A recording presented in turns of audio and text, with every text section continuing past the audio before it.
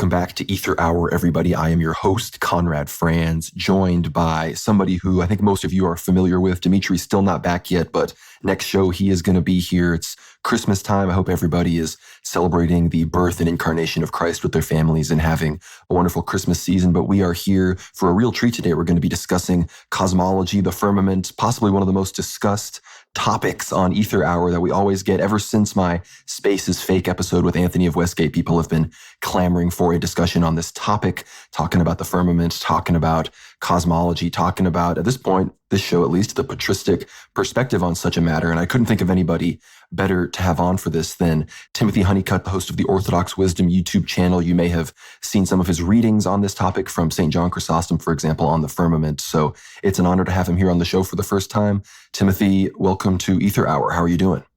Doing well, Conrad. Thanks for having me. No, it's great to have you here as well. And like I said, all of that video from John Chrysostom that you've read, that's going to be linked below if people want to dive right into that and check out his whole channel. It's got some of the best, audiobook content of patristic reading that I can find on YouTube. So be sure to subscribe. It's a great channel. It's something that I found spiritually edifying for years now. But I think we're going to dive right into this topic, I think. And there's a whole lot of ways we can go about this. And I think we're going to hit a lot of these angles from, later on in this conversation about, cosmology, why we think this is an important conversation for Orthodox Christians to have and to think about. But I think before we get into more of our opinions and perspectives on it, I want to ask Timothy, from the patristic perspective, from your reading of the Fathers, what is the firmament? We hear about it a lot in the liturgy. We hear about it a lot in patristics. So what is it? Yeah, that's the great question. The Fathers say a lot about the firmament, especially the early Fathers who had extensive commentaries on Genesis. They clearly see it as a barrier holding waters above. Genesis 1, 6-8 talks about a firmament separating the waters below from the waters above. And the Fathers, in my reading, don't spend a great deal of time trying to talk about exactly the substance or the material or exactly what the firmament itself is. I think they talk much more about what it does. And they're very clear, especially these early Fathers who had, extensive homilies and detail about these matters. They're all clear that it holds up literal waters above. I think that is something that if you go to the liturgy and you hear about, the waters that are above the heavens, you listen to how much we focus on the Psalms, for example, that talk about this subject. I think it's clear that this is something that at the very least is part of Christian consciousness. And I think you can't not say that there is a Christian cosmology. And I think a lot of people, talk about this. We have a lot of, discussions more recently in modern day about geocentrism, heliocentrism. I'm a big fan of Wolfgang Smith and his book, Cosmos and Transcendence, which offers a very strong critique of the Copernican model and the Copernican principle of heliocentrism and some of these other things. But the existence of a literal firmament, for example, is perhaps even more controversial because, again, like you said, there's not a lot of explicit discussion in the Fathers about the specific materia, the substance of what it could be. But it does denote this idea that obviously ideas like space travel, ideas like visitation from other worlds by aliens, which we know Father Seraphim Rose and many other modern saints have discussed, these sort of things kind of go out the window from the Christian consciousness if you are sort of accepting of this patristic idea of the firmament. And I think I'm going to tie this into, I think, some of my perspectives on the Aether, for example, perhaps behind the paywall segment of this show. But as far as what the Fathers say about the firmament, I know that St. Basil, St. John Chrysostom, other saints have discussed this. We're going to get into some of what even St. Porphyrios in the modern day had to say about space, for example. But if you had to have some quotes from, what you viewed as the most preeminent Fathers that commented on this topic, cosmology, the firmament, feel free to bring some of those up. What would you view as the most relevant of those? Because I know obviously St. Basil's Hexameron is key on, I think, cosmology, specifically the six-day creation as well. And, St. John Chrysostom, I think this is a very appropriate topic because we're approaching the Nativity, and the Star of Bethlehem, is a literal cosmological phenomenon that was observed at the time of the birth of Christ. And I think, therefore, I think this is an appropriate time to talk about cosmology. So what have the Fathers, feel free to read as many or what the important quotes that you like, what have the Fathers said about this? Yeah, so they've said quite a bit, as one can gather, but I've got a couple, one short and one longer quote from St. Basil I think we should start with. So after St. Basil goes through 8 homilies talking about the first 6 days of creation, or maybe the first 5 at this point. He begins his final homily. It seems like he's anticipating some objections. And right there at the beginning, he says, "Those who do not admit the common meaning of the scriptures say that water is not water, but some other nature, and they explain a plant and a fish according to their opinion." And then he goes on, he says, "When I hear grass, I think of grass. And in the same manner, I understand everything as it is said, a plant, a fish, a wild animal, and an ox." Quote, "Indeed, I am not ashamed of the gospel." So in this passage, he's clear, water is water, right? We have some objections. I've heard a variety of opinions and views like, oh, the water above the firmament must be clouds. It must be the atmosphere. It's an allegory only. Well, St. Basil, he's anticipating objections like that. And in a moment, I want to touch upon St. Ambrose of Milan, who even says it more explicitly. But back to homily 3 of the Hexameron by St. Basil, which is his main homily on the firmament. He says, "They ask us how, if the body of the firmament is spherical, as sight shows it to be, and if water flows and slips off high spots, it would be possible for the water to lie on a convex circumference of the firmament.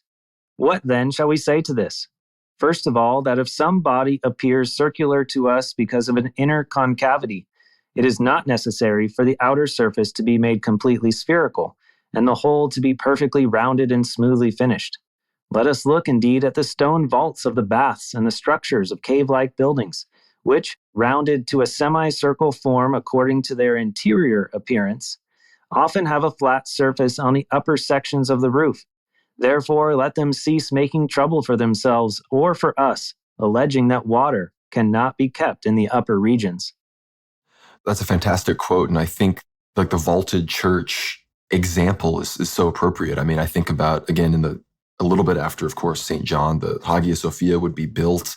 And I think we can think about the model of all of Orthodox church buildings at this point being, if you have a big dome, I think most Orthodox people have been in a domed church before and think it's the firmament.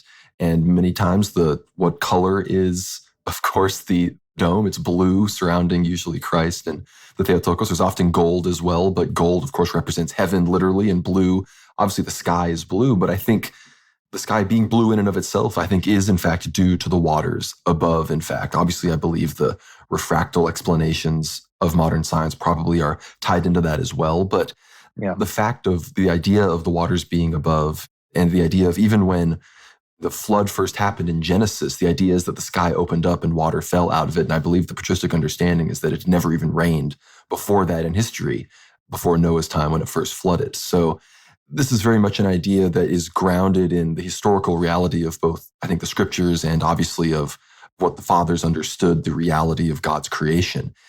And I think obviously our church architecture reflects ultimate reality. And therefore, I think we should view ultimate reality in that cosmological sense. And what would a Christian cosmology be?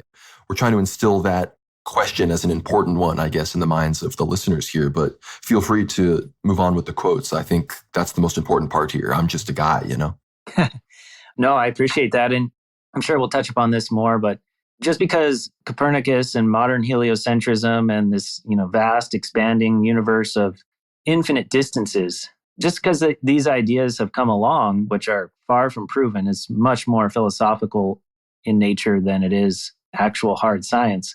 Mm-hmm. These things can't just come along and completely overthrow and undo what these fathers taught. And there's many of these fathers, first millennium and beyond even of the church, when they read the scriptures, it's just kind of wild to me to look at things now and say, just because some of our recent saints, if not many of our recent saints who have even touched upon these things, just because they are coming from the default in our culture being heliocentrism, it doesn't necessarily mean we just say, oh, Chrysostom, he's great, he's the golden mouth, but he just got all this firmament stuff wrong. And that is not at all somewhere we are required to go.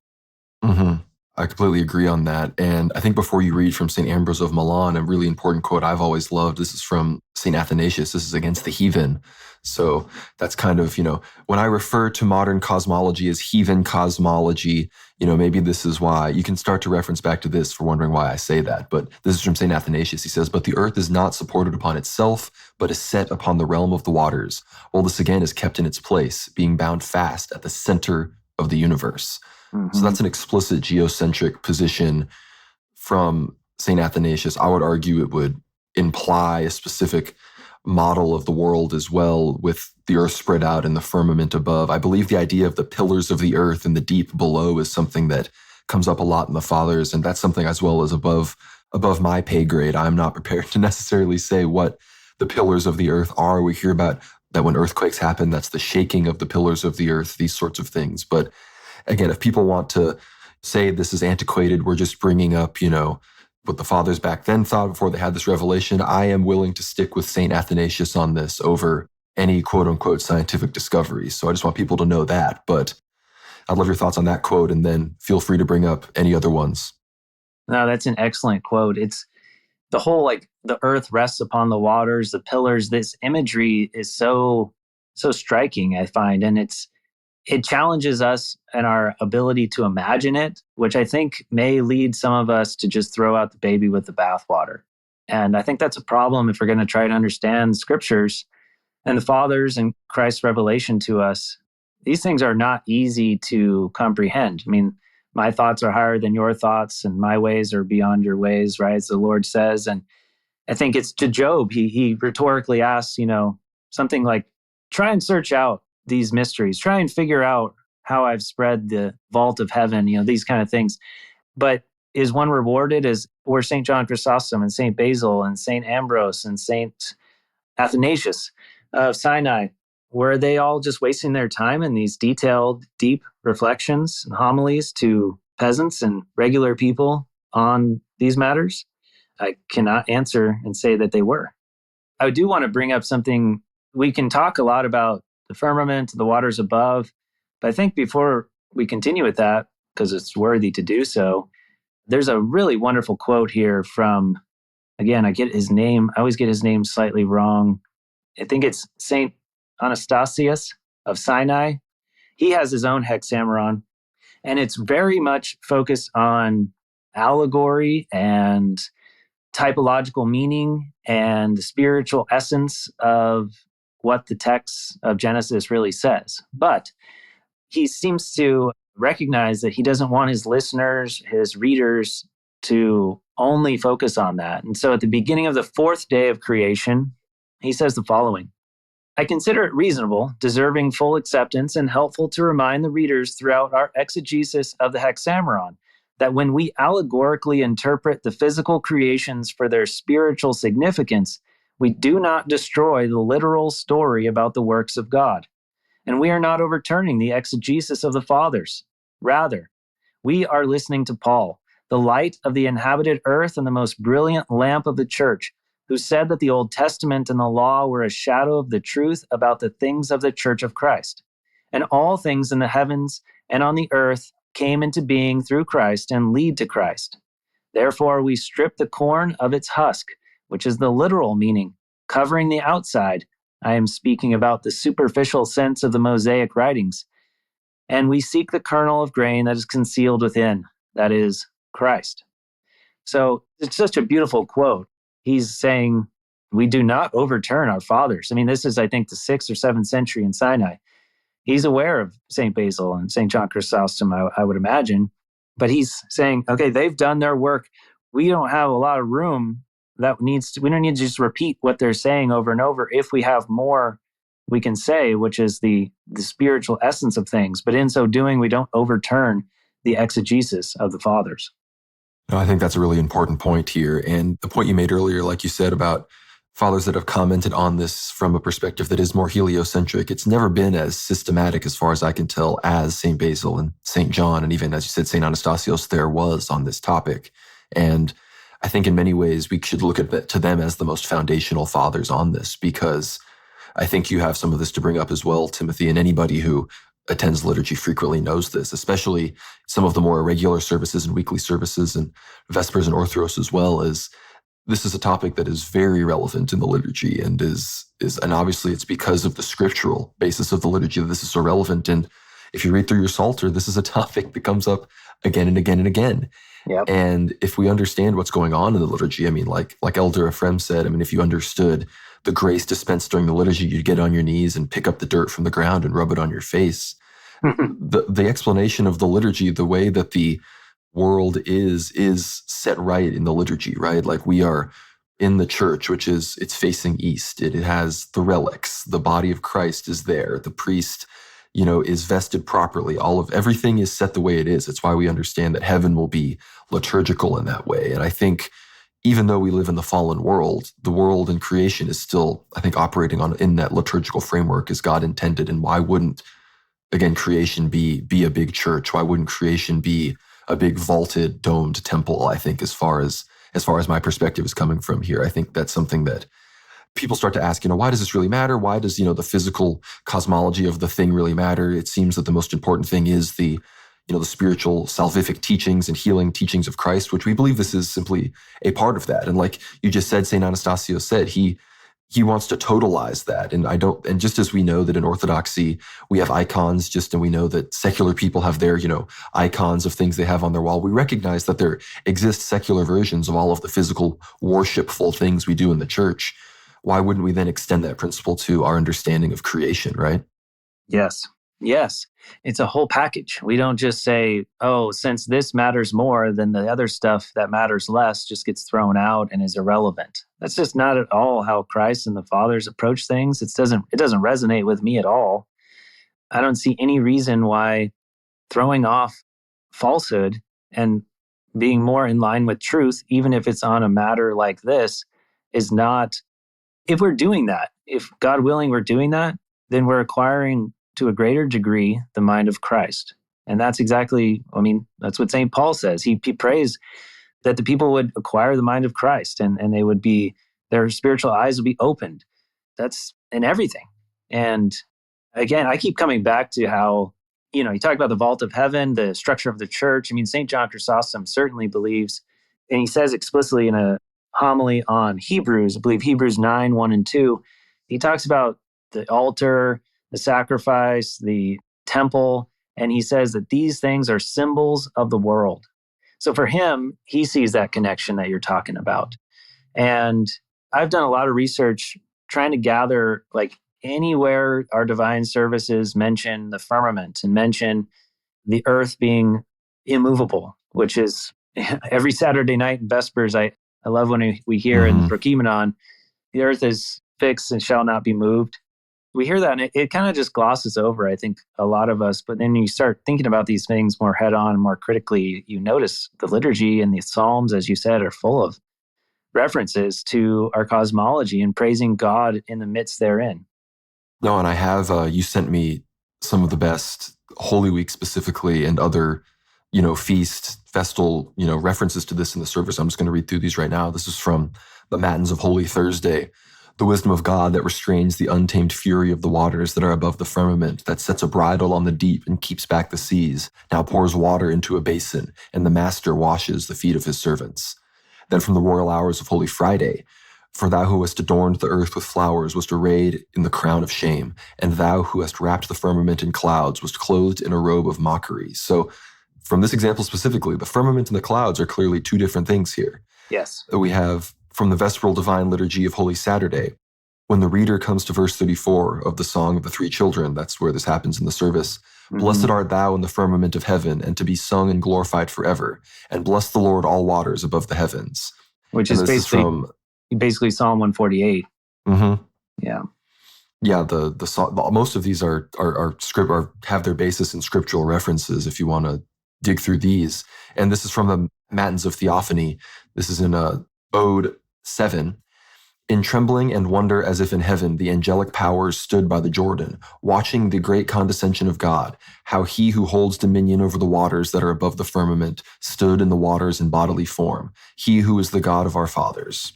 So again, these are from important services. These are, again, based in scriptural references. So this is something that when we think about worship, when the church wants us to be worshiping communally, I think that at a certain level, people get too caught up in, especially in the modern time, they got too caught up in being anti-physicalist. In many ways, I view this as a very Protestantizing thing, as sort of in many ways a backlash against, I would honestly even be willing to say things like Catholic apparitions and these sorts of things, but that backlash has led to them reject. I mean, look, Jesus ascended into heaven. He went up into the sky. Like that is what happened. He didn't fade, dissipate away. And then it was understood that the apostles recorded that as an allegory because God is spiritually above us. No, Jesus ascended into the sky.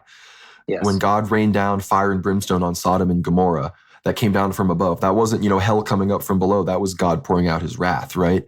At the basic level, I mean, the directionality of the heavens above, this is something that is true. Just because I think it's another example of, Christianity and Christian imagery becoming so soaked in society that people then assume that something that's actually Christian is secular, even though it's just an example of Christian reality just being so central to specifically, obviously, Western culture in this situation. But I think the reality of again, the waters above and the idea that it's being held back, in many ways. Think about the flood imagery. Like God promised to never flood the earth again in total. I mean, and what he means, I think, is that he's not going to let the firmament collapse in on us and destroy all of us, I think, in a lot of ways. Right. And if that's true, I think even, again, from a physical perspective, people are going to say, why are you keep bringing it back to the physical? Because this is the thing that is most disputed. You look up at the sky, you see the stars, they twinkle in this certain way. Is it not clear if you just put aside all of the programming you've gotten that you're looking at them through water? I think we are. I can't know for sure, of course, but I think we are. And, some of the zoom camera, I've seen these videos of people at their high zoom cameras, and it sure looks like a star, a light source behind water. There's also other telescopes and things that maybe don't show that as clearly, but I mean, there's a lot of science. There's the lunar wave that's been documented, very well documented at this point, which the kind of guy who originally made that well known and then people then verified later, he would like to now call it the firmament wave. But yeah, I mean, the scripture says the stars and the sun and the moon are set into the firmament and they move around us. I wanted to just, before I forget this, because you brought it very full circle with the quotations from the divine services. And just to add upon this Orthodox biblical cosmology and its basic structure, from the Vespers of the Feast of the Ascension, we read, "Thou didst pass through the firmament of heaven. For my sake, thou didst become poor like me, and didst return to the place from which thou wast never parted. Send forth thine all Holy Spirit to illumine our souls." So we see this up, down, above, beneath. Christ comes down, he returns up. Thou didst pass through the firmament of heaven. There's just so much of this. It just becomes more and more difficult for me to square our theology, our hymnography, our church fathers with what, most of us grew up believing. No, I completely agree. And I think this touches on so many other issues that are, I'm not going to say not controversial in the Orthodox world, but especially at least in these circles are very much, I would say, defended vigorously as Orthodox tradition. I'm thinking things like the aerial toll houses and the particular judgment. I'm thinking things like the Orthodox understanding of the UFO phenomenon popularized by Father Seraphim Rose, and how, again, this isn't a podcast on either of those issues. We have, I think we can touch on those in the future, and we've touched on them in the past, both of us here on this recording. But I think, again, seeing how this can help, I think, reinforce the traditional understanding of those already, somewhat contentious issues here in the modern world that I think come under scrutiny from the modern mindset, the kind of modern Western phronema kind of grapples with these things. I think reinstilling this Christian cosmology would help us with those issues. Thank you so much for listening to this free segment of Aether Hour. If you haven't already become a supporter, be sure to do that. worldwarnow.co, worldwarnow.substack.com. You can support the show, get access to not just this episode, but every other episode at this point, 60 plus episodes of Aether Hour.